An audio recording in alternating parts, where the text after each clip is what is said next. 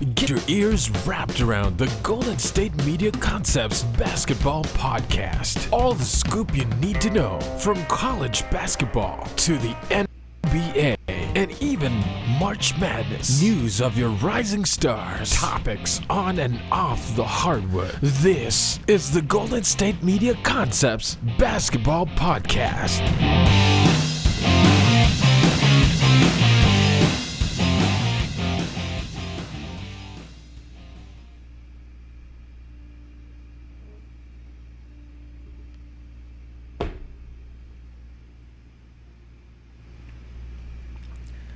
All right, everybody, peace. Welcome to the GSMC Basketball Podcast Show, brought to you by the GSMC Sports Network. As you guys know, I'm your host, Casuan, and we've got a lot of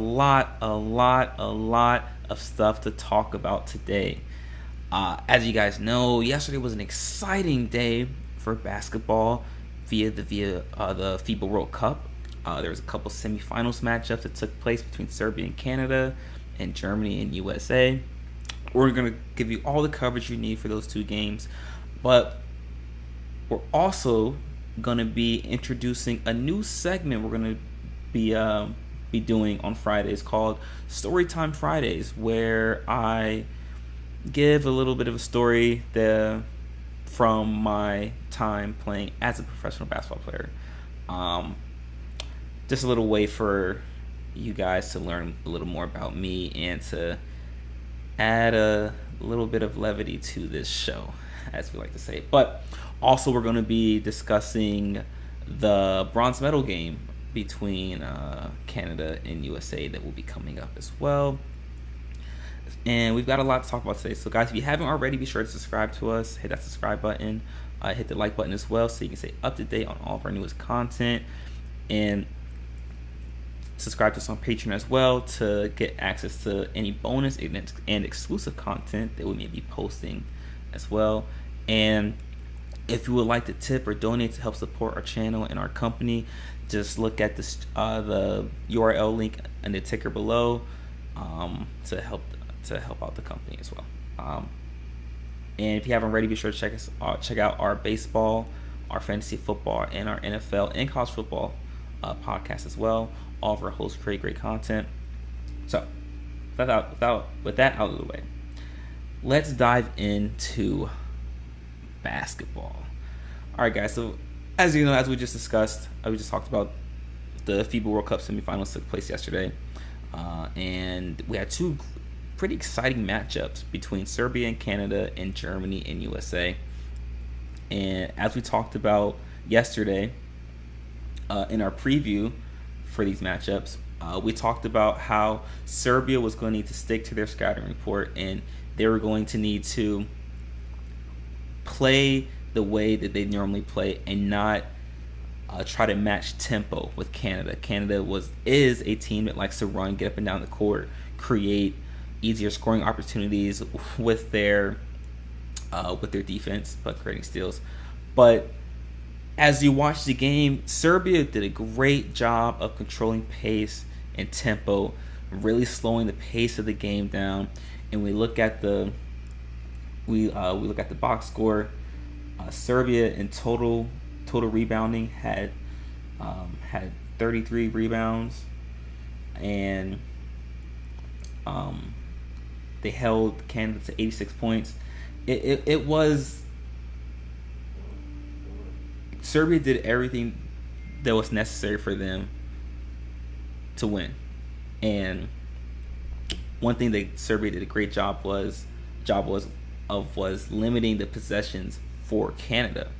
And for those of you who don't know, in the game of basketball, when you play a team that likes to run up and down, those teams normally tend to be more athletic.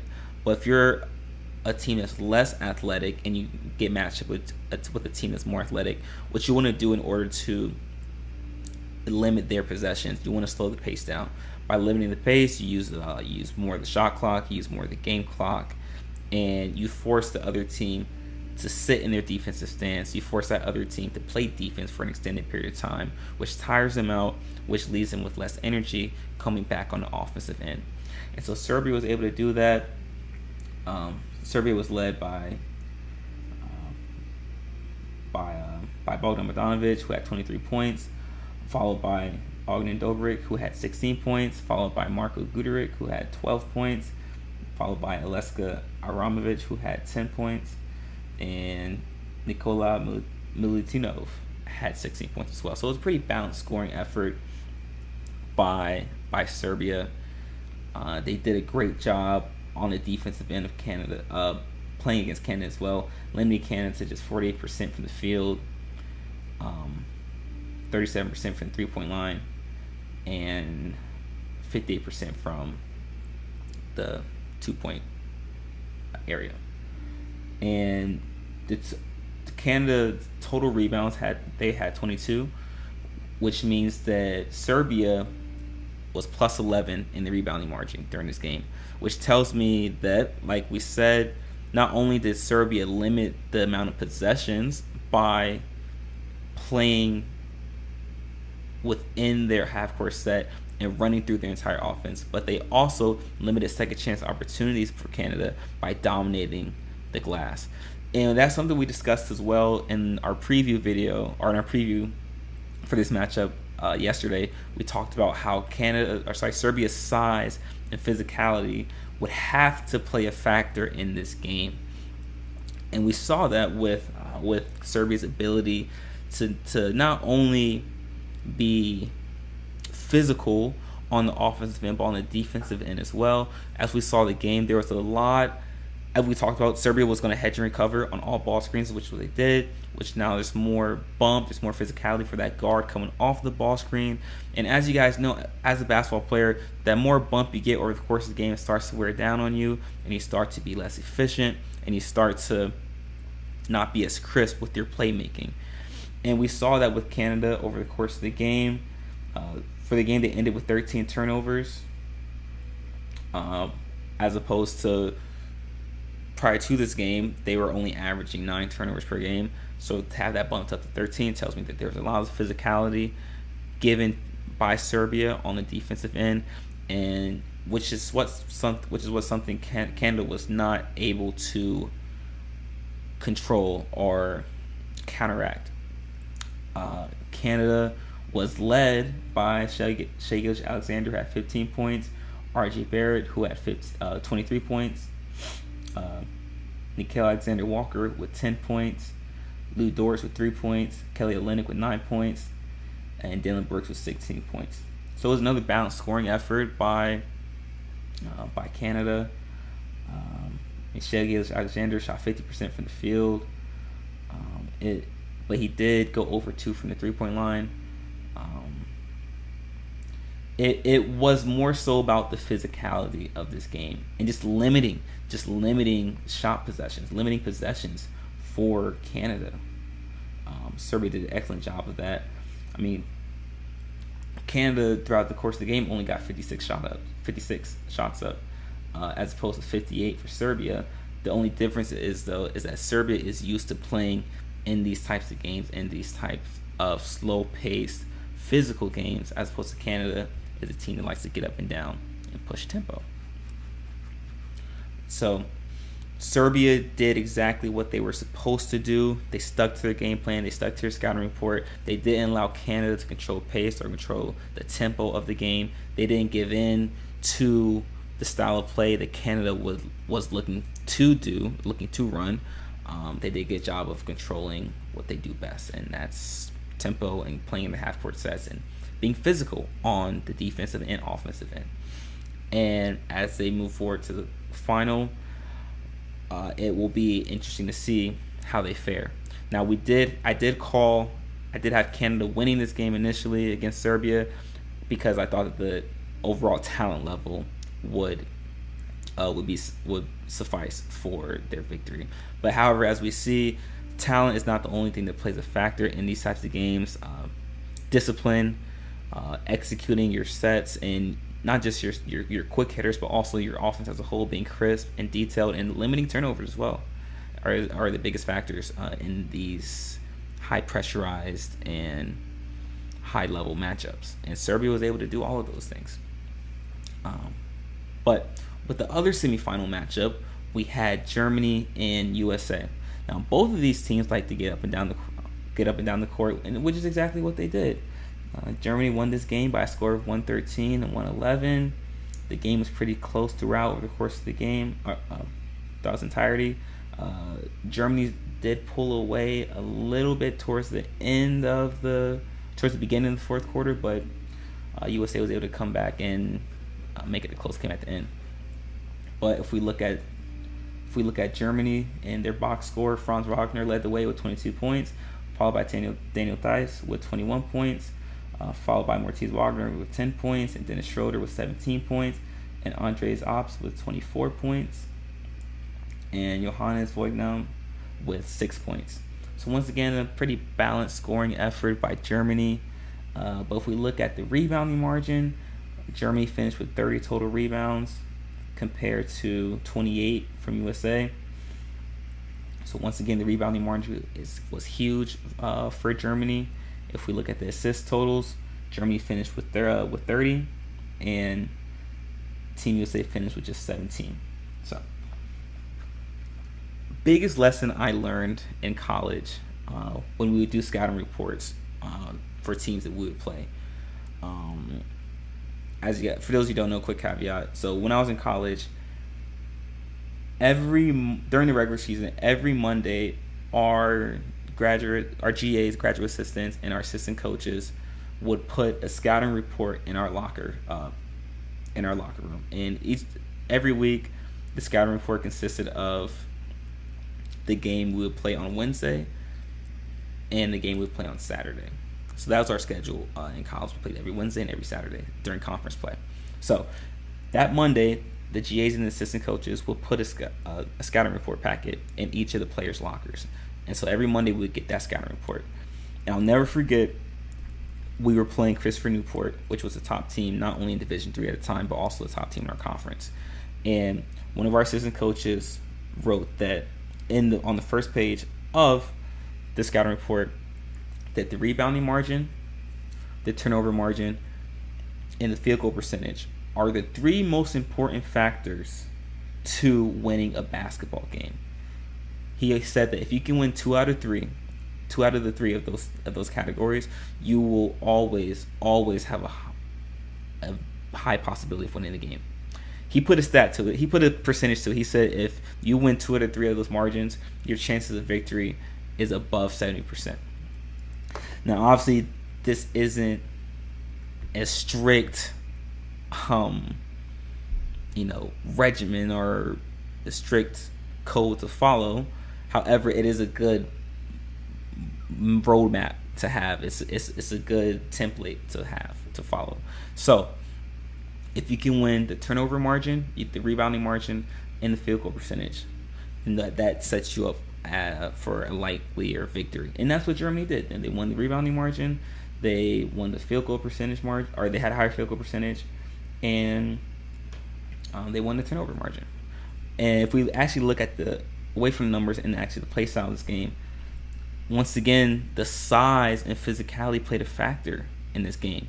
We saw that that Germany was able to control the glass with the size of Wagner and Theis, and that physicality, especially in the low post. We saw that Germany did a great job getting the ball in the low post. A lot of entry passes, not just off the ball screens, but also just off of post-ups, whether it be in the mid-post or sometimes in the low post. For Germany, they did a great job of getting entry passes to those bigs, and the bigs did a great job of attacking early off of the entry pass, not allowing the double or the help to get there quickly. And that physicality started to wear down on Team USA. We saw that they would get tired on the defensive end, which means now when they get on the offensive end, they didn't look crisp going through offensive sets, which is why they had such a low assist number, because now you're not trusting your teammates, you're not running through your sets through its entirety, you're not making the right reads, you're settling for more one-on-one opportunities as opposed to swinging the ball from wing to wing. And that's what led to the USA's defeat. Also, the lack of depth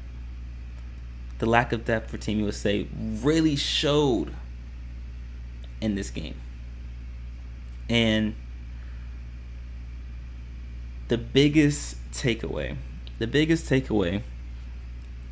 from this game, the biggest takeaway from this game, and the overall tournament as a whole, is that USA can no longer send their third string roster to these global tournaments, especially the FIBA World Cup, but especially the Olympics.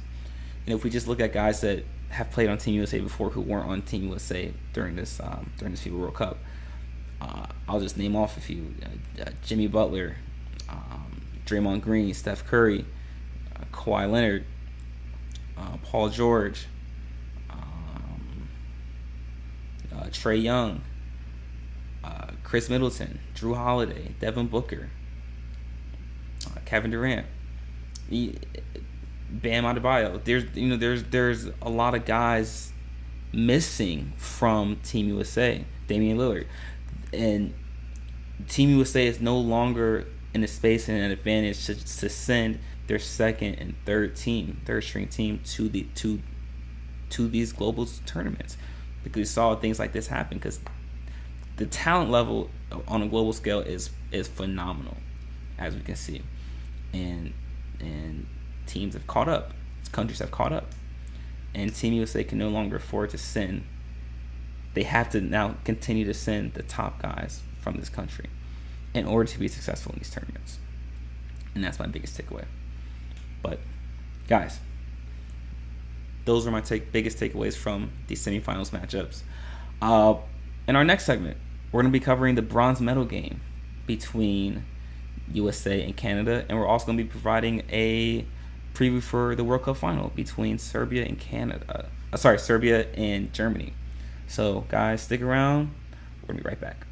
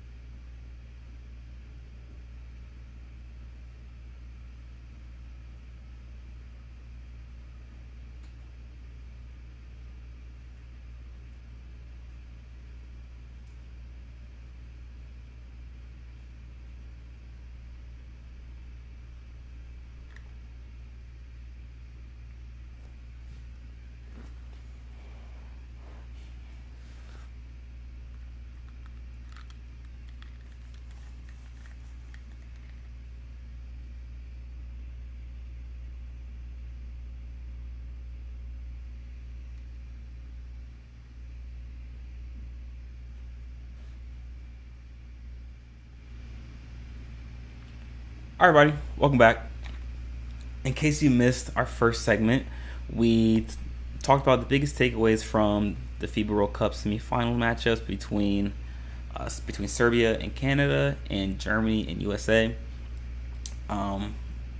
Be sure to stick around for our final segment of the show today, where we're going to be introducing a new segment called Storytime Fridays, where I just give a personal account, a little story about my time playing professional basketball.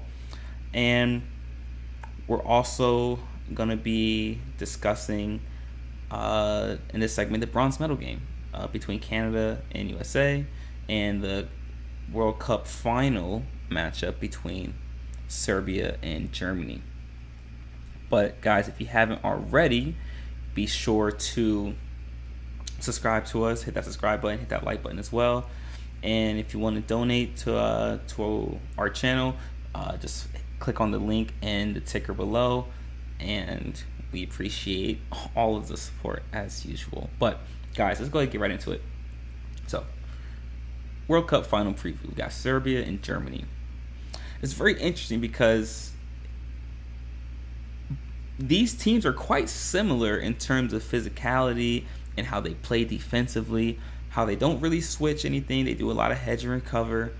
The only difference, but frankly the biggest difference between these two teams, is their offensive philosophy. And both, as we talked about in the first segment, that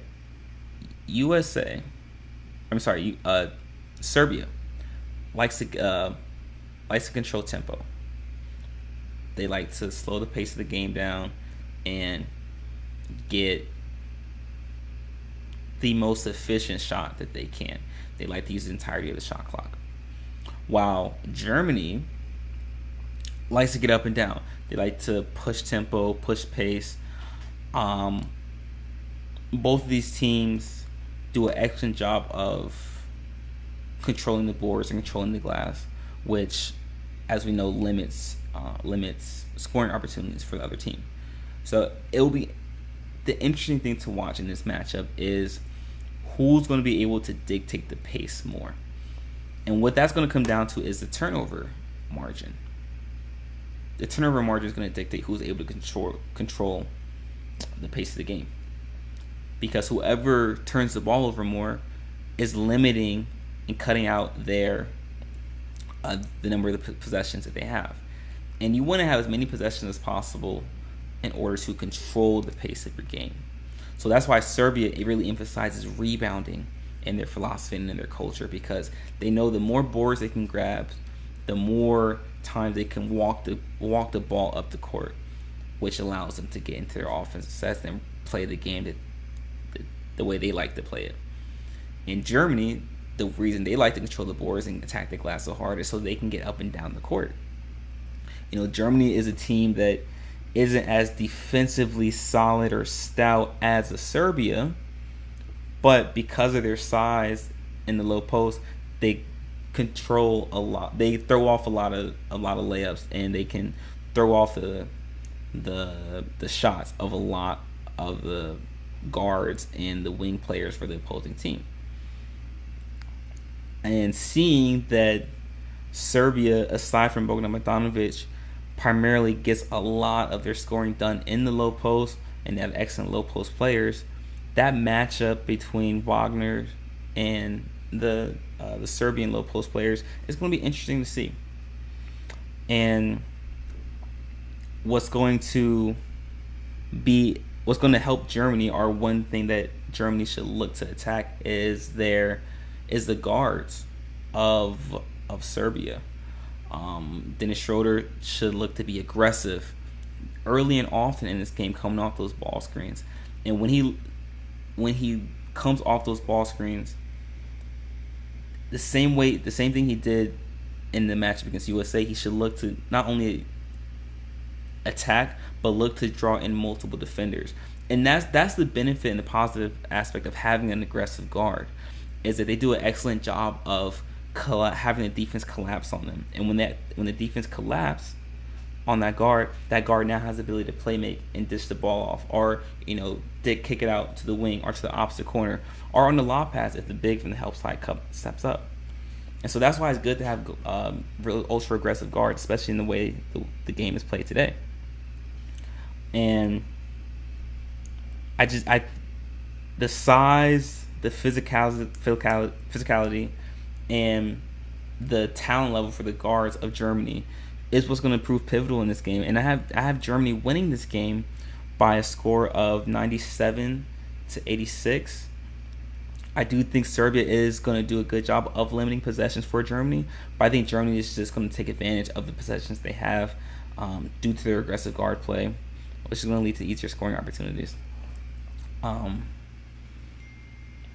However, if we look at the bronze medal matchup between Canada and USA, it's almost like a polar opposite in terms of the matchup styles and play styles. These two teams have extremely similar play styles and how they like to play. Both these teams like to get up and down the court, Canada and USA. Both these teams are slightly undersized compared to the other teams in the FIBA World Cup. The biggest issue in this game, in any type of matchup where we are playing for third place or fourth place or fifth place, the biggest issue with these type of games is interest level, not from the fan base but from the players. Do these players even still want to be in Manila right now? Are they looking forward to going home? Is their mind present in the game? And that should be the message that's stressed in the locker room now for Team USA and Team Canada. And I will say this, not to look too far into the future and read too much into it, but I've been around this game for a long time, and I know when things start to trend. The winner of this game it will say a lot about the culture of each respective program.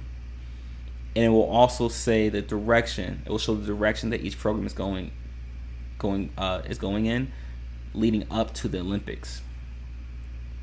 Do not be surprised if the loser of this game right here, this bronze medal game between USA and Canada, does not fare well in the Olympics next year. I've seen how this goes. I've been around this game for a long time. This is when you start to see the chinks in the armor for these big programs, these organizations, and this game will be a direct reflection of each organization's culture.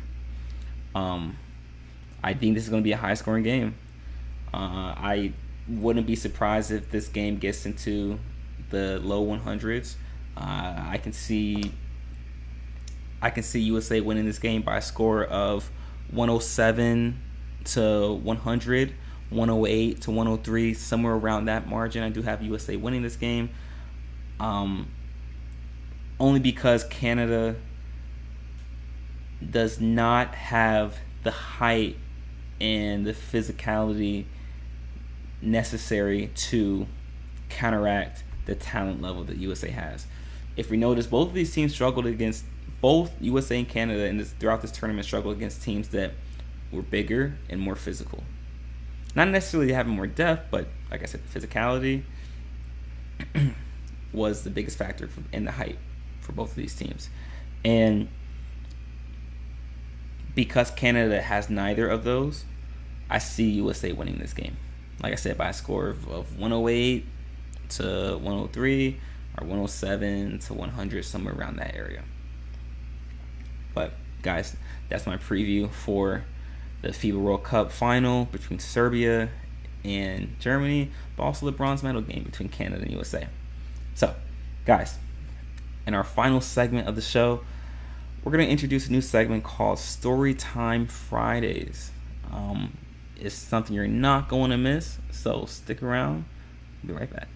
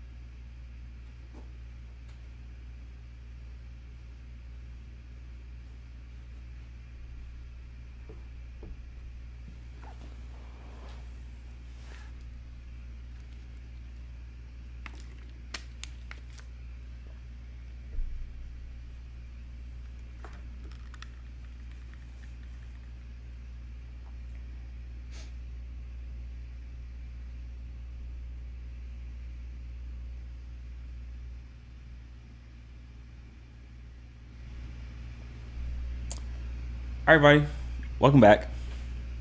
In case you missed the earlier segments in our show, we talked about in our first segment our biggest takeaways from the World Cup semifinals matchups between Serbia and Canada and Germany and USA. And we followed that up in our second segment by discussing the previews for the World Cup final between Serbia and Germany and the bronze medal game between Canada and USA.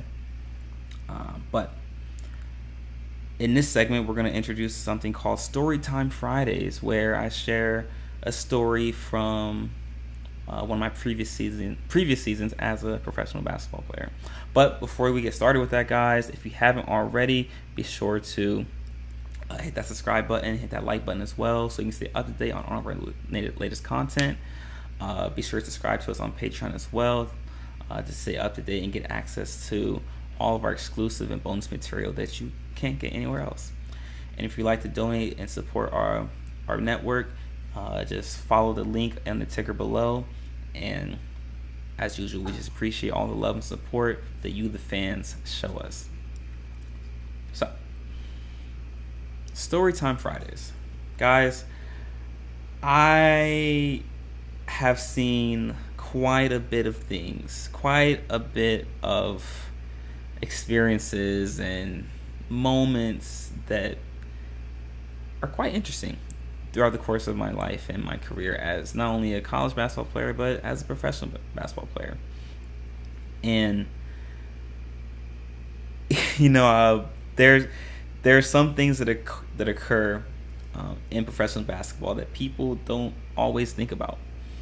And I'm saying all this to say I want to share a story with you guys today about a situation or about things that occur behind the curtain in professional basketball that no one thinks about.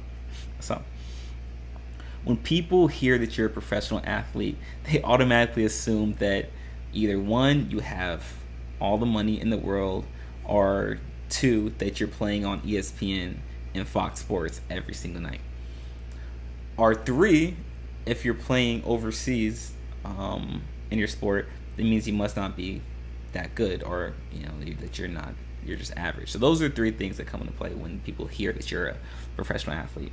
But let me just say that none of those things are the case at all. One, some of the best talent is in overseas basketball. It just so happens that the market is so limited in the NBA and the G League that a lot of guys can't play.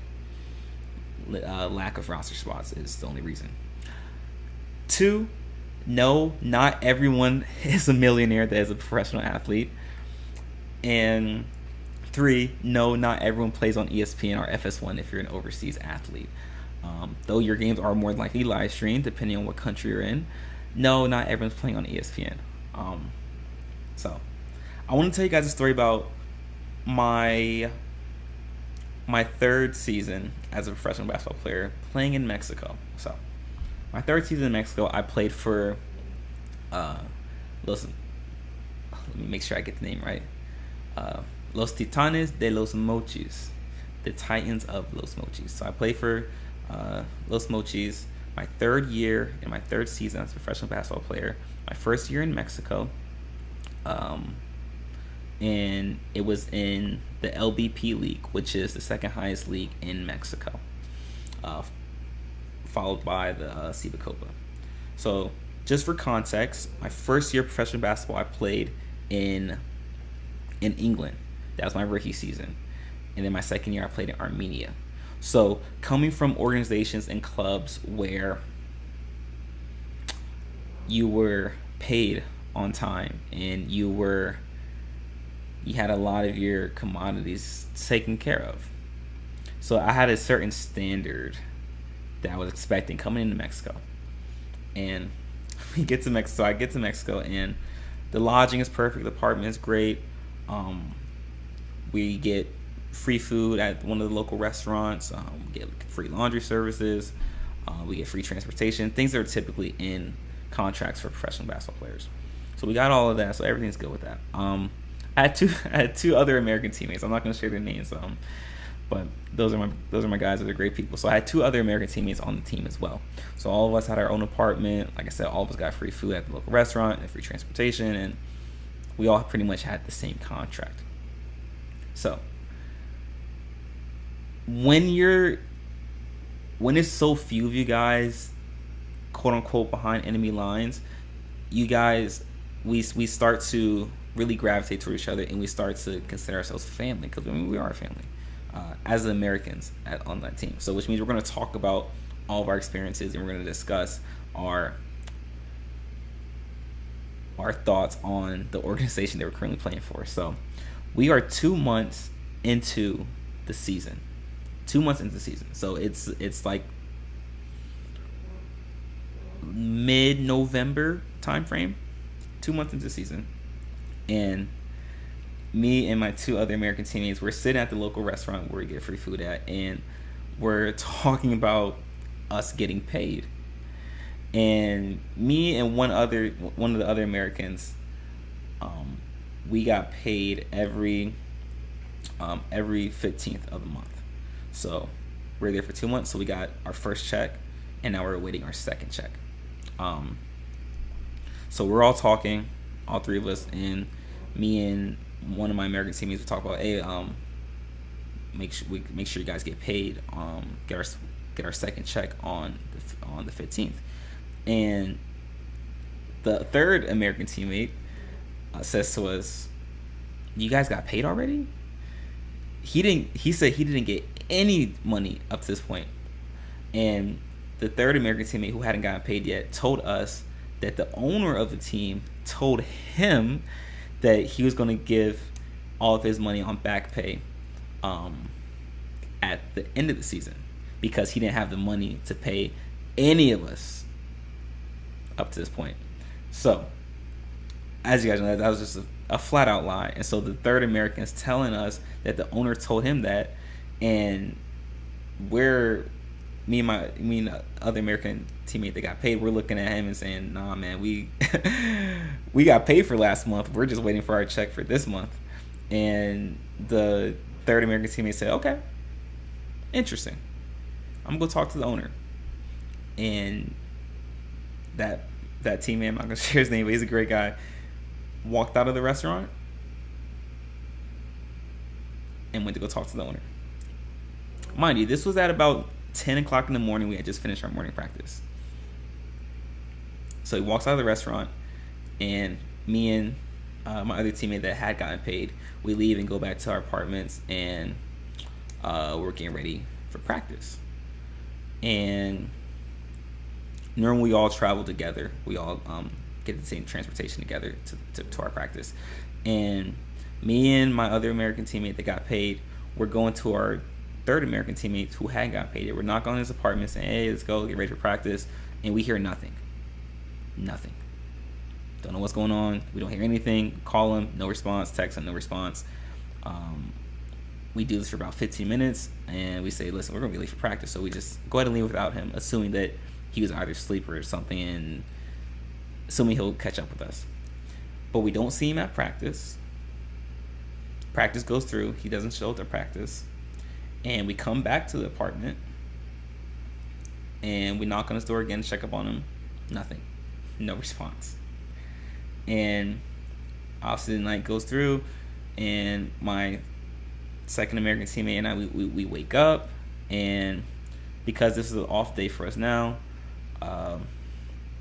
we go to the restaurant, and we're just having breakfast. It's a relaxed day, off day.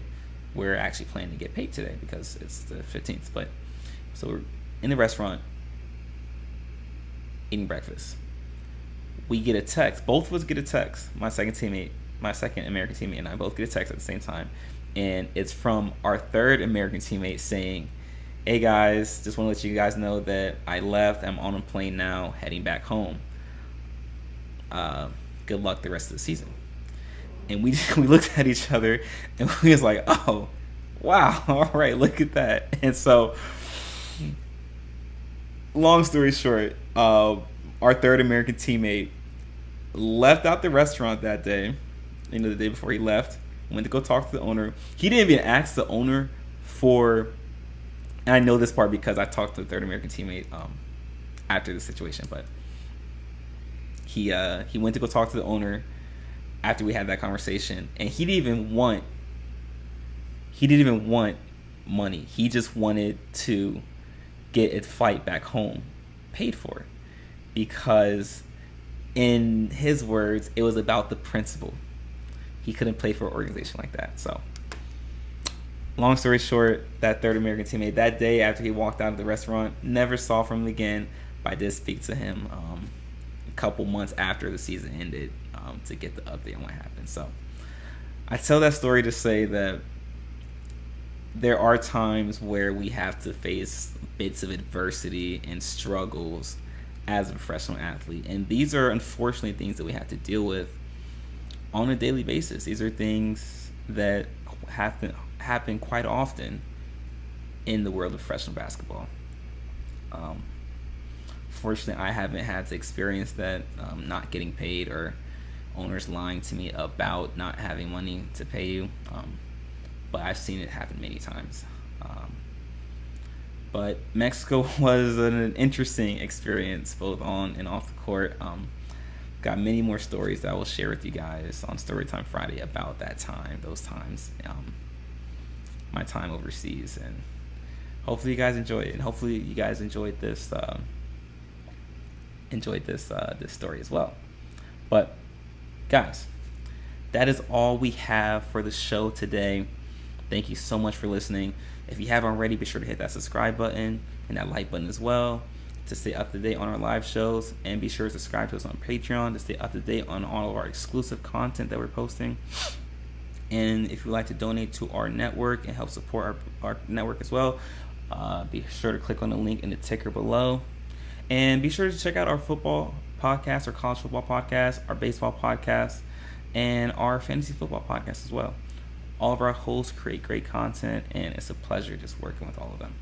But guys, we'll be back again, same time on Monday. Have a great weekend. Continue to stay safe, be vigilant, make smart decisions, and until next time, guys.